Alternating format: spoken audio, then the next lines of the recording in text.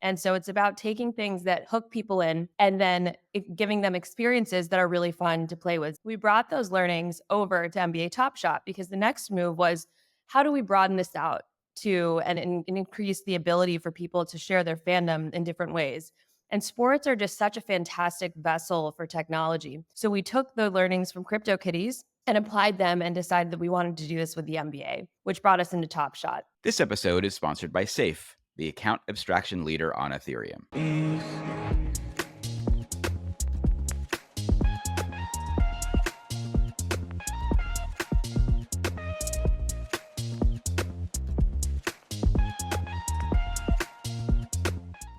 Avery, happy GenC Day. We're in the 70s, don't know the number, but as always, so good to see you. What's happening in your world? It is a gorgeous day in Miami, Florida. I'm home today. We just wrapped up the Possible conference, which was actually amazing. It's in my home. It's in my backyard. So I was super excited about having all my marketing pals come down. It was really well done. I think there were 4,000 attendees, which is wild. Seemed to be about 4,000 ad tech vendors as well. Heavy population. all selling Gen AI products. Exactly. All selling Gen AI to help you with ad fraud and various components like that. But it ended up being a really good couple of days. This is the Possible conference, right? Exactly. Gary kicked it off. He was a banger. So it was super fun. But now it's over and it's been a week. It's only Thursday. So how about you, Sam? How was life for you? That's good. New York is starting to get a little warmer, which we always love. But then, of course, being very fickle, and it was freezing yesterday. But we're pushing forward. We have consensus in a little over a month. So that's taking a lot of our time. But I did want to start, Avery, with, I don't know if you saw this new James Bond trailer that just dropped yesterday. Margot Robbie, Henry Cavill in the new Bond movie is already in one day, got 2.6 million views. Except there's a problem, which is the entire trailer is fake. And it's a combination of AI and old footage from other movies. And, it just reminded me of the conversation we had a couple weeks ago about, will there be a feature driven by AI? And here people went crazy because they thought, we're finally getting the Bond we want. Supposedly there's a big push for Henry Cavill to be the next Bond. And Really? so when someone made the trailer and it went viral, and then it was like, oh, whoops, this is just as fake as AI can create. So I didn't know if you had any thoughts about it. I will say that one of the things that it did unlock for me in a nuanced way, changing the opinion I had when we spoke a couple of weeks ago, was I still don't think the studios are going to be doing this in any meaningful way in the next 12 to 24. But I do think for individual creators who want attention and to gamify attention, it is such a big unlock if they know how to creatively edit. Well, what actually kind of triggered in my mind when you were sort of explaining the scenario, which I had not seen on social, I've been living under a rock the past few days, was that this was something that people already wanted. So somebody like found this insight on social, then created it. That's how you make things go viral. It's like, what do people want, or what are people talking about? What are people interested in? How can I create something about that and then launch it? And that's like a huge part of our thesis at Vayner of how we think about social content creation. So I'm like, yeah, that works every time of It just, does. social listening, relevance, then building something. Of course, we don't build fake products, but even if we were going to do something else like an April Fool's joke, we look at like, what are people talking about in order to get the idea for, what might be relevant and fun. Agreed. And even you just saying that made me think of like the whole subculture of fan fiction and how now Yeah. maybe your fan fiction goes from being something written to now something motion and visual, because you can, with these tools, sort of make an evocative short form story right now. I know you believe it's going to be longer. You're probably right. I'm going to give you that, but I'm still going to hold out my skepticism until we get there. This week also, Avery, in the AI world, there has been something I didn't know about, but I wanted to get your thoughts about this. Had you heard about the idea of the data wall before? No, I have not. Okay. Tell me. Either had I. The data wall, a bunch of articles in the New York Times, as well as some other spots. But the idea is that every one of these main AI companies, OpenAI, Google, Facebook, have been ingesting all the data they can possibly find. But the reality is they've actually almost run out of data. They've just sucked up everything there is. And now they're worried they're not going to be able to get enough to train anything for the future when you have all the data. Now, the problem is all of them breach their own policy on copyright and privacy by doing it. And that's the story that was in the New York Times. We'll put it in the show notes, which is really a fascinating story about how literally after you've ingested 1 million hours of YouTube, you still are like, there's still so much more we want to take. But I look at data and say there's endless amounts out there, but these companies look and say there's not enough out there for what we want. And so by hitting this data wall, they are now having to figure out, do they have to synthetically create more data? In essence, creating more data as the way humans would do, and another LLM to basically say, hey, this feels like it's kind of human. But both of them are synthetic in the end. Hmm. So I just thought it was a really interesting concept to think that OpenAI and others have run out of data to scrape. And I wanted to get your thoughts, if you had any, on what this does to the AI world. It is surprising that isn't data sort of, can it be infinitely created? I guess apparently not. I need to dig into it and sort of read the justification on this topic. Maybe it's it's reached the maximum statistical significance where any additional data, but then is it about refreshing it? That would be my first thought, is okay, great, there's a certain amount, but after time it gets stale. Is it there's more of a real-time pipe? And then how do you prioritize what? It's not first in, first out. That doesn't make sense. You'd have to have a strategy around it. Well, as part of the story, it was talking about that Meta had been considering buying Simon & Schuster. Why? Because they wanted to ingest the entire catalog, right? So this is all related to this, but then again, it goes to the idea that when, the contract that YouTube has with the folks who put YouTube videos up are that you as the individual creator own the copyright. So when OpenAI goes and say, oh, it's fair use because it's out in the public, when it explicitly says you cannot do that in their terms of service, but according to the article, Google was like, we're actually not going to enforce this one too much because we're doing the same thing, which I just thought was it was just fascinating. The idea of, I like to think of the internet as ever expansive and there's always something else to find. But when you're crawling at the levels that they are at the compute that they have, you actually run out, even with the size of the internet, over the last 25 years of data. And I think there's some people who fear that once you stop ingesting human created data and go to synthetic, that you're going to get farther and farther away from true human output in what their prediction models Oh God, Sam, you always like to just kind of kick off with these setting the tone in a light manner, don't you? I mean, these are the things we have to think about, Avery. It is. You're always keeping me up to date. I think I'm going to research the data wall. That's something it's not a concept that I'm familiar with, but I probably should be. Yes. The Daily had an episode this week, as did Hard Fork. Audience, feel free to jump in on those. It's fascinating. And I think it actually has a lot of implications. To me, it had a lot of implications to exactly the problem you articulate a lot, which is we're wary of using output because we don't always know where copyright is. And now imagine that they've now acknowledged that a lot of the copyright was violated in their ingestion of things like not only the New York Times suit, but also things like 1 million hours plus of YouTube video. So it'll be interesting to see. Avery, we have an amazing guest today, someone we've been trying to get for a minute. Ridhima Kahn. Ridhima is the VP over at Dapper Labs. She's been involved in a lot of the big deals around the NFL and Disney that they've done in the digital collectible space. They also acquired Miquela, a virtual influencer that both you and I have been fans of and have talked about for a while. I know we've been wanting to have a conversation with someone in the virtual influencer space. So when we get back from the break, we are going to talk to Ridhima from Dapper. See you on the other side. See you on the other side. Safe is enabling ownership for all with smart accounts. With over $100 billion in total value stored across over 14 networks, Safe accounts are embedded everywhere, including DeFi Saver, WorldCoin, Dracula app, and more. Build and use the most battle-tested smart account in Ethereum. Visit safe.global. Consensus 2024. Global crypto regulation, the disruptive power of AI, the rise of tokenization. Consensus is the one event where experts convene to talk about the ideas shaping our digital future. Join developers, investors, founders, brands, policymakers, and plenty more in Austin, Texas from May 29th through the 31st. The 10th annual Consensus is curated by CoinDesk to feature the industry's most sought-after speakers and provide unparalleled networking opportunities and unforgettable experiences. Take 15% off registration with the code GenC15. Register now at consensus.coindesk.com, and I'll see you there.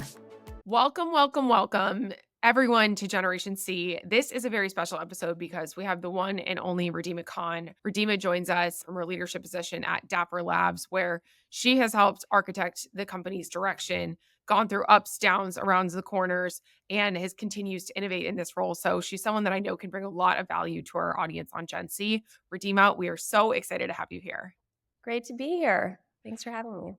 Of course. So Ridhima, maybe just tell Gen C a little bit about you, a little bit about how you got into this role, a little bit about sort of how innovation has been a through line across your career.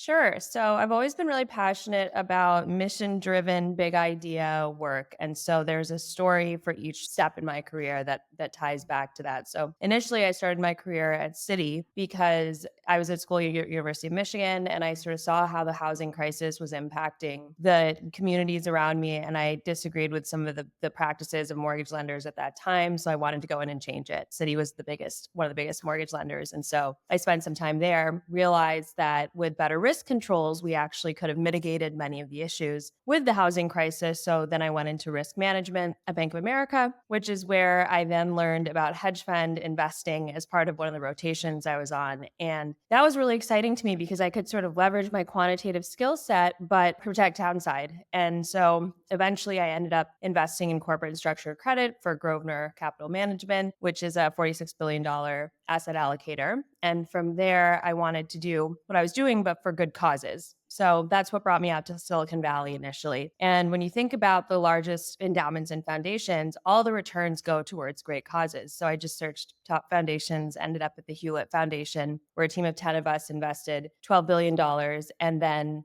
spending time in Silicon Valley, I got to meet all these amazing founders. And I thought about how tech could actually compound returns for the world in a very different way than perhaps direct grant making, even. And that led me to Andreessen Horowitz, where I was a partner on the consumer team. And I really just wanted to support these founders and help them grow their companies. While I was there, I realized that I had this passion for building myself, and I wanted to go into that more deeply. I actually wanted to start a real estate blockchain company, but I realized after talking to a number of folks that it was actually too early for the idea that I had. And while it could be a great product, the timing wasn't right. In order for us to be successful, we would really need to get millions of people engaged with blockchain technology. And I'd also been at that time working very closely with the Dapper Labs team. And Roham, our CEO, really shared my vision of getting millions of people engaged through really seamless ways, through fun, through games. And I just wanted to join a company where I could turbocharge their efforts. And I had a big vision for what we could do with Disney and other consumer brands. And so ultimately, that's what brought me over to Dapper. Ridhima, amazing. Thank you for sharing that with us. We've had collectively millions of conversations, but I do want for our audience, because you're dropping Dapper, like everyone knows who it is, and many people may, but some may not. So could you just give us a little bit about Dapper, maybe what got you interested in the beginning in talking to them? Because I believe they were a portfolio company of Andreessen as well. And then, they were involved in CryptoKitties and TopShot and some of the bigger moments in crypto, at least in collectibles in the last, I don't know, 6-7 years. So maybe just give us the TLDR on Dapper's history. Sure. So Dapper's always been at the forefront of emerging technologies. They started CryptoKitties, and that was one of the first NFTs. Our CTO Deet actually architected the NFT standard. And then we acquired the first virtual influencer, Miquela, and we created some of the products that I would say really launched or got the market excited about NFTs to begin with through some of our products like NBA TopShot. We created the Flow blockchain, which is one of the most highly transacted on blockchains because of the usability and scalability and sustainability components of it. So Dapper's always been at the cutting edge of technology and actually spun out of Axiom Zen Studios, which is really truly focused on emerging tech across the board. Okay, so you all have done so many different sort of things at Dapper. You were just talking about virtual influencers, early mover on Lil Miquela. You were talking about the work that you all have done on the Flow blockchain. You also launched several collectibles. I think Dapper was the early creator of CryptoKitties and a number of other collectibles. And Ridhima, I know that's something that you've also been passionate about. How do you weave those different sort of enterprises together in a company like Dapper? So we have separate dedicated teams, but there's a lot of learnings that we can take across the different products. And I'd also say that each product has helped us learn more about the next. So with CryptoKitties, the team knew the technology, blockchain technology was going to be really impactful, but they didn't know how. And so the team basically said, all right, what do people love? Well, how do we get people across the world surpassing any sort of language barriers to understand and be excited about this technology? And they thought about cats because the internet loves cats. And breeding is something that we can all understand across the world. You don't need to speak one certain language for that. And so they thought, let's put cats on the blockchain. So in early days, they actually went to ETH Waterloo with Pokemon cards where they put pictures of these very cute cats and very funky looking cats that attracted people's attention. And even today, the CryptoKitties stickers that I have are really a conversation starter. And that's what gets people hooked in. And so it's about taking things that hook people in and then giving them experiences that are really fun to play with. So whether you want to accessorize or race your cat, there are many different games you could play. We brought those learnings over to NBA TopShot because the next move was, how do we broaden this out to and increase the ability for people to share their fandom in different ways? And sports are just such a fantastic vessel for technology. So we took the learnings from CryptoKitties and applied them and decided that we wanted to do this with the NBA, which brought us into Top Shot. So some of the team members who were actually Alan Carr, who was one of the early team members on CryptoKitties, and Arthur Kamara, they're both spending more time now on our new products, helping to develop those products and those economies in new ways. And that's really exciting because we're able to take the learnings, but also evolve and expand the audience, which builds toward our mission of getting millions of people on the blockchain. Ridhima, I want to break this conversation into two different sections because Avery and I have been talking now for months on virtual influencers. And you guys in acquiring Little Miquela have one of the premier virtual influencers. But we also want to talk about the idea of digital collectibles, which is such a big macro that's now been going on for 4 years. To some degree, Top Shot kicked off the collectible craze. There was this bull run in NFTs. A lot of it was started from people who were just collecting Top Shot moments, kind of the new trading card, new baseball card, new basketball card. And you also, I think, had innovated the idea of like opening packs, which was like such a way that anyone who collects cards in any arena now, like opening the pack and breaking the pack is such a big macro of like how you think about to reveal what you've gotten. Some people keep them closed for that reason and sell them that way. So I get why it was designed. My question for you with Top Shot was, had you guys predicted the success and the craze that would have gone on? Because everyone I knew in NFTs, almost every single person got their start collecting Top Shot. And I just wondered, like, was that sort of based on the design, or was this like an unexpected, whoa, I can't believe we're getting this many people, this much activity, this much conversation?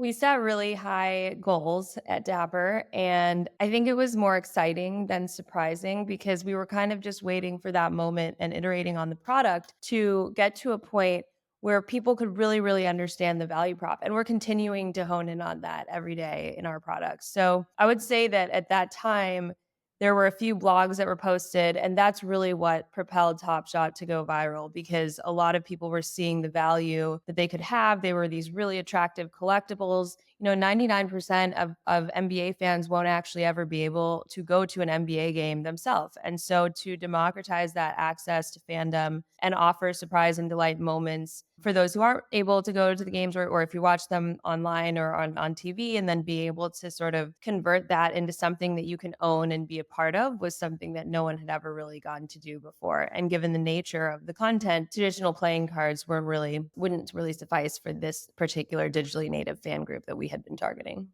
I love that sort of digitally native fan group descriptor because it's always something that people grapple with appropriately defining. It's like, are they crypto natives? Because digital native is, you could argue so broad, but also you could argue the audience of flow can and should be so broad. Ridhima, I actually want to talk a little bit about sort of the history of Lil Miquela.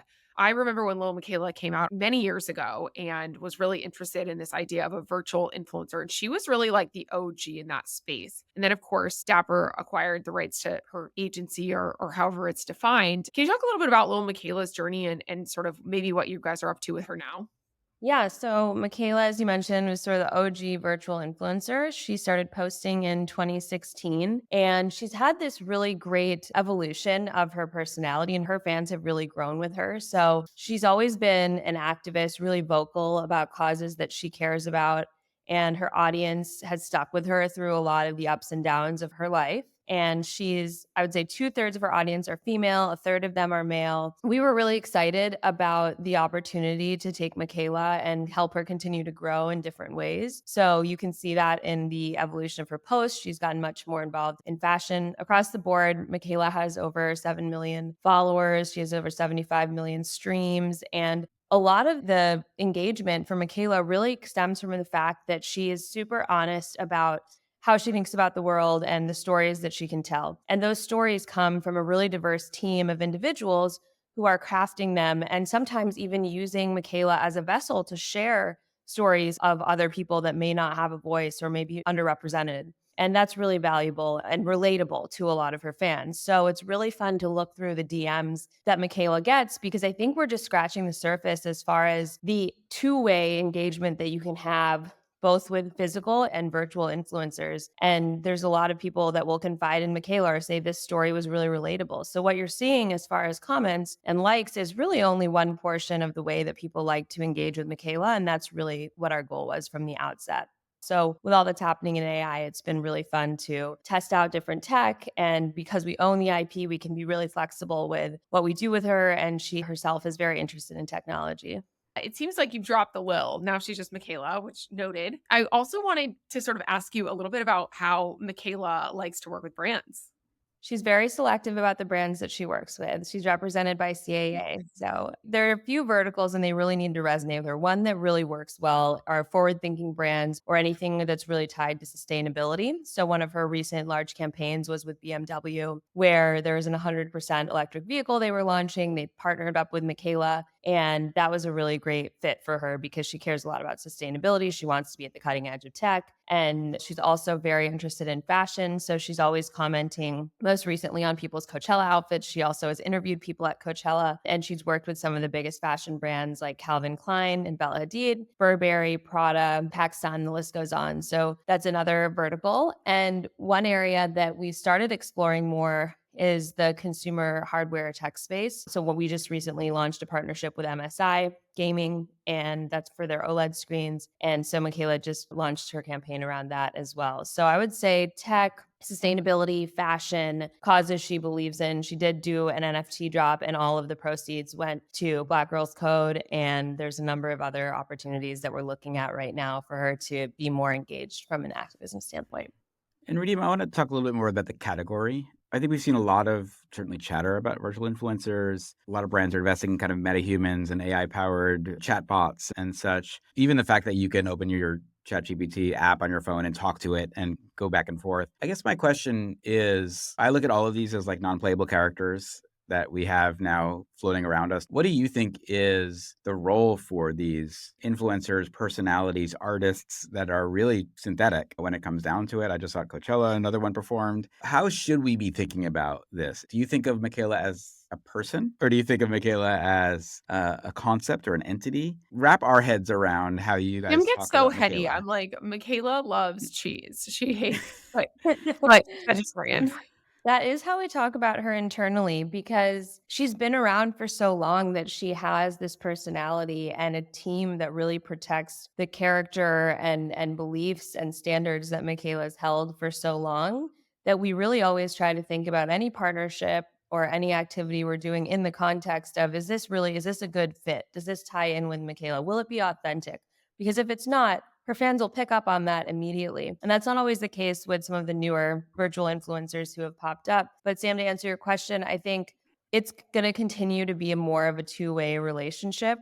We've talked about different ways Miquela can help with mental health because there is something about, let's take Inflection AI, right? They just got absorbed into Microsoft. And I think that was when you talk to Pi, their initial chatbot, I would talk to Pi for hours in the evening. And I felt like I should say thank you or good night at the end of the conversation because of the EQ component that they have in Pi. And I think that type of sentiment is something that's really, really hard to evoke, but we're starting to see that with some of the technology. And that's the stuff that I'm really excited to play with for Miquela because right now, if you are an influencer or a creator or an artist, you can't necessarily scalably communicate with all of your fans. But now there's a way to do that in a format that is phone, text, any form that that individual prefers. And it's really customized, which is exciting. Can also be scary, right? And I think we're really in early days and we have to be cautious, and brands should be cautious as they're engaging with the technology. But the prospect of it longer term, even when you think about OpenAI and Sora, is really exciting.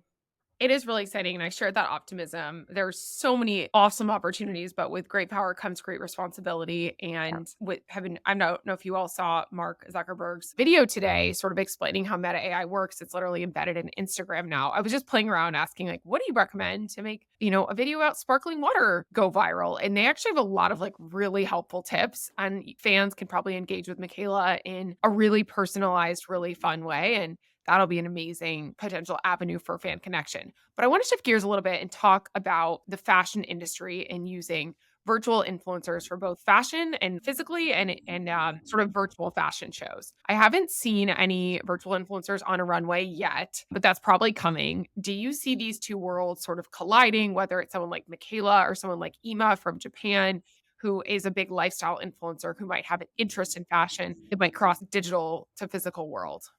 I definitely think in the same way that physical influencers can impact fashion, that digital influencers can. And we've seen a lift in engagement when Miquela has done different fashion oriented campaigns. I'm really excited for something that actually hasn't yet happened yet, which is truly digital fashion now making its way into the real world. And you can almost see it with the Schiaparelli show, for example. I thought that was a really futuristic show. And a lot of the digital fashion brands or other companies who are starting to engage in that space were also thinking about that as sort of inspiration. And so I'd like to see it go the other way around, where you're creating something in a digital world that then you can physically actually wear.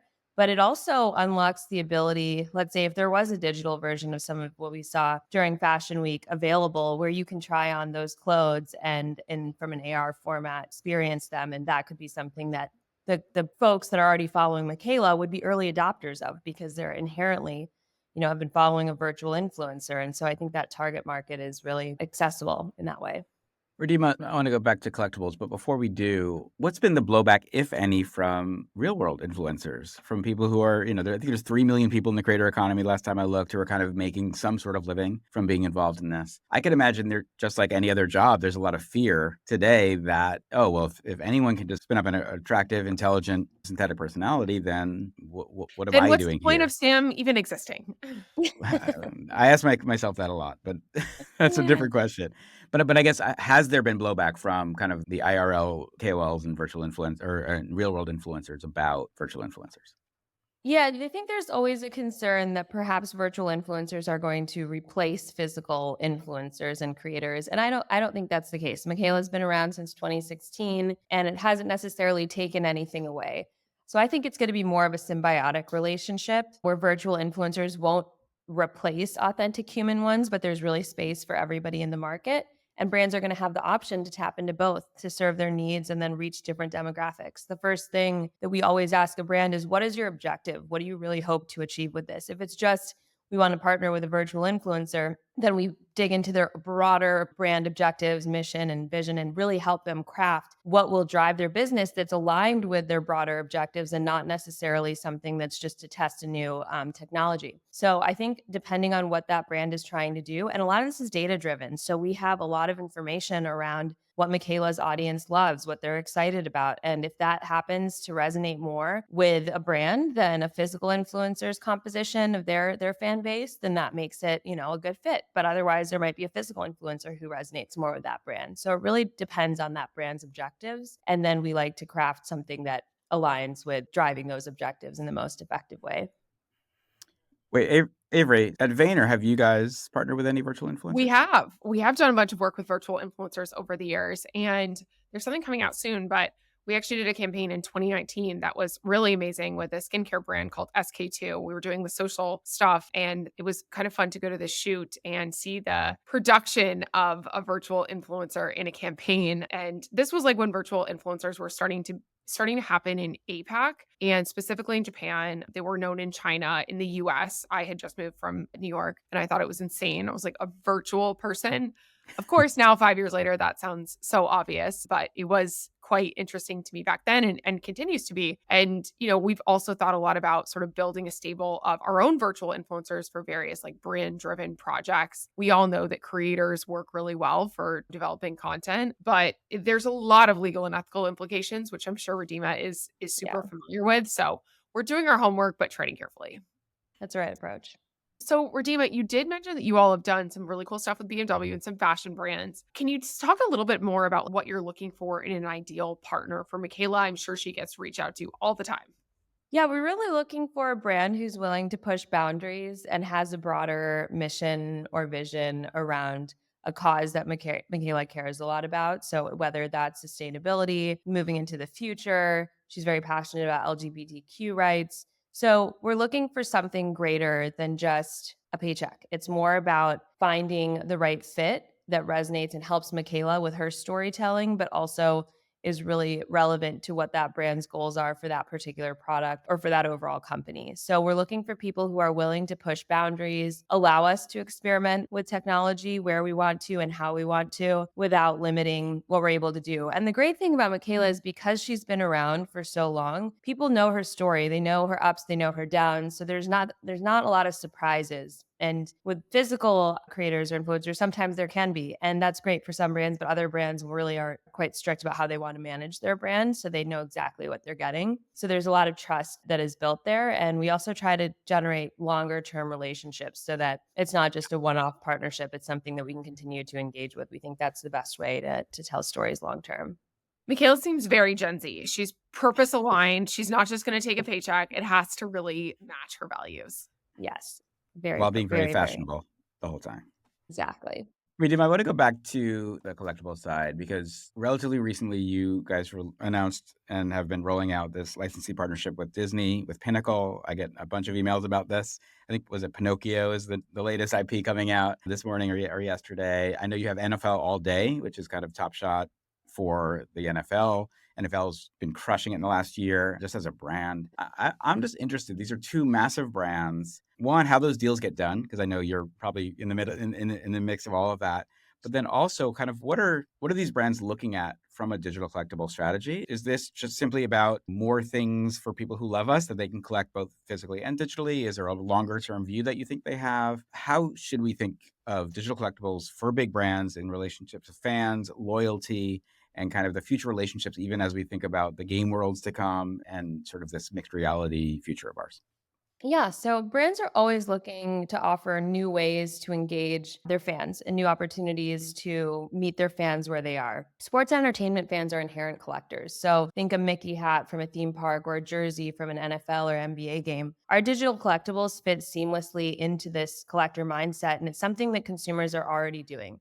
So it's really a no brainer for a lot of these brands to get on board because they're providing another avenue for fans to engage and really own a piece of history. Brands love the utility of it. And I would say there is a really long view with many of our partners. So I had a chance to chat with Adam Silver at the most recent NBA All-Star. And the NBA is a league that is super progressive and they've been around for decades and they will continue to be around in my mind forever. And in that sense, the way that Adam's thinking about it and the way that we've heard a lot of leaders think about it is we have an opportunity to make these bets to really create a new experience for our fans. And that's really how we view it as well. We want to create new experiences. I think there are a number of opportunities for us to continue to expand the way that those experiences come to life. Broadly, my view on digital collectibles is that we're still so early. So coming from a background where I think about venture capital or corporate credit investing, these are 10-year bets. So right now, a lot of people are looking at the space in terms of a year or 2 years. And I don't think that's the right view.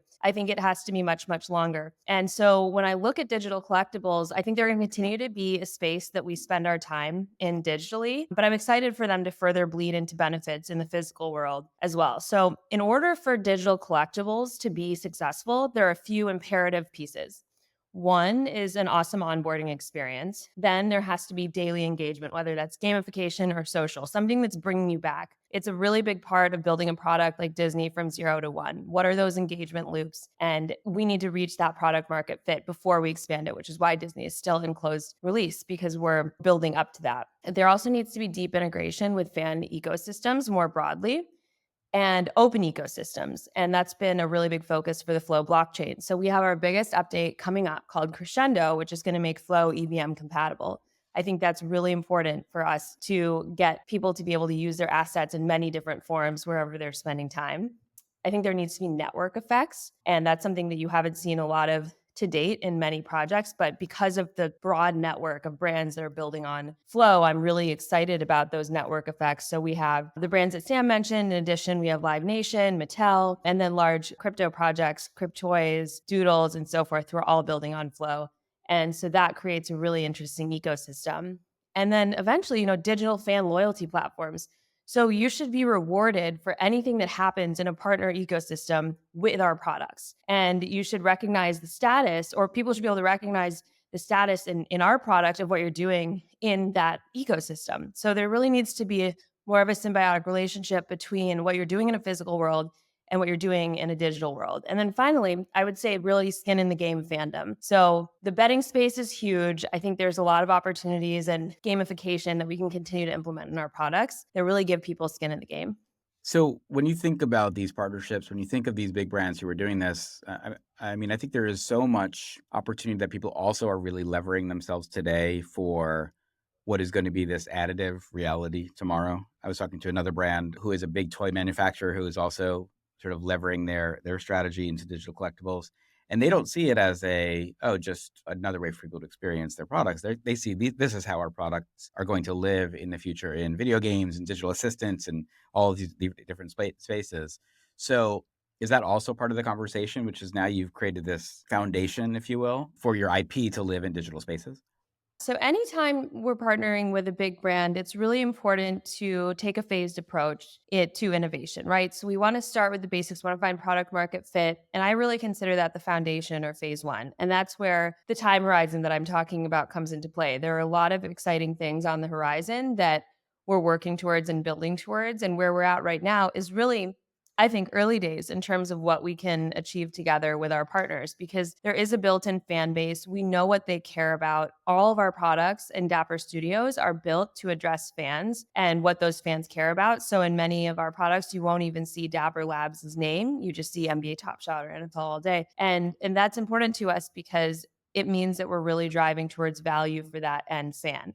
The values of and what those fans care about evolve very much over time. And so what we're doing is we're constantly talking to fans about what they care about and then offering that in our products. And that's the cool thing about digital products. You can evolve them quite quickly. And for example, the major fandom around Victor Wembanyama was really exciting to a lot of our fans. They wanted to have moments from his first game, wearing his first jersey. And we just sold a moment, and it was sold at over $150,000, which is really exciting. And there will continue to be opportunities for very rare moments because we heard a lot of demand for that.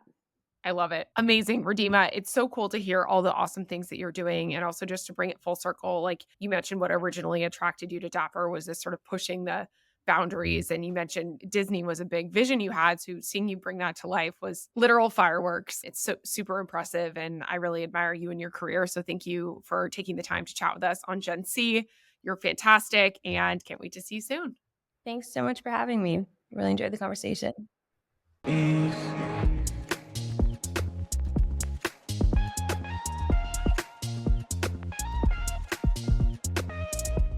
Avery, it had been like 5 months that we've been trying to get Ridhima to come on. Thankfully, she finally made it and delivered a banger as usual. So what were your key takeaways from talking to Ridhima? I'm bullish on virtual influencers. I think that was a great buy by Dapper, and awesome to hear sort of the evolution of Miquela, no longer little Miquela, what she's up to these days, and the fact that she is such a purpose-driven individual, parentheses, virtual individual. Yeah, I was going to say, I still have a hard time considering them as people, but I'm going to put all that aside and say, yes, Miquela is actually a great personality. Super interesting to see the evolution of this. I think we're only going to see more of it. So I also wondered, we didn't get to it, but I wonder how much they've been licensing or partnering with underneath the technology that they're making, since it was, sort of the early stages of it were very much look like design focused, but I wonder how much of that is now being powered by Oh my either goodness. Gen Yeah, AI, game engines, all the stuff we talk about totally. every week. And then I also think that they don't get enough credit sometimes, but I do think that Dapper, just for the sheer number of collectibles out in the world that are digital, has been one of the main pioneers of this space. So also I keep being bullish that sometimes they get critique, sometimes they get praise, but they are just moving forward with the biggest brands in the world, making this stuff happen. We also didn't talk about this, but Dapper still remains incredibly well funded. Yes. You're For not sure. a small startup who has like 12 months of runway. Like they can be at this for a while. Yes. And she dropped it as a little bit of note, but it's actually a pretty big deal that Flow for the first time is going to become EVM compatible, which does mean it Agreed. can interoperable with a lot of other chains. They had been very siloed for a long time. People were complaining that Flow is centralized versus decentralized. Now, by becoming EVM compatible, it opens up a ton of opportunity for them. So good stuff. All right, Avery, have a beautiful rest of your day. Enjoy your new office chair, more importantly. Thank you very much. Shout out Ithros. Exactly. And we'll see you guys next week, GenC. See you next week, GenC. Peace.